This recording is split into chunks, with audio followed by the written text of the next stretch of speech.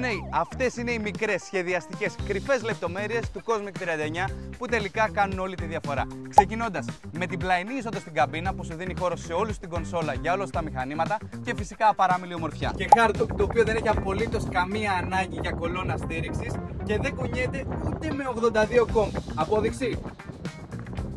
Πλαϊνή εξέδρα μπάνιου για εύκολη πρόσβαση, βουτιές και φυσικά να αποφεύγεις τις προπέλες. Ακόμα, κοίτα το βάθος που έχει ο καναπές στην πρίμη. Είναι τόσο βαθύς που δημιουργεί ασφάλεια ακόμα και σε πάρα πολύ υψηλές ταχύτητες για όλους σου τους επίτιμους προσκεκλημένους στο σκάφος σου. Και φυσικά κορυφαία ανακλεινόμενα καθίσματα στην πλώρη, τουλάχιστον για 2 άτομα, αν όχι για περισσότερα. Και γενικά όλες οι λεπτομέρειες του σκάφους είναι εξαιρετικά προσεγμένες. Από το τεμπέλι με τον πολύ αποθηκευτικό χώρο και τον εργονομικό σχεδιασμό μέχρι τα εξαιρετικά ποιοτικά του κοτσανέλα, μέχρι και την τελευταία του βίδα, το Cosmic 39 σε περιμένει να το παραγγείλεις. Είμαστε Yachty Mates και μόλις βρήκες τους mates σου στο Yachty.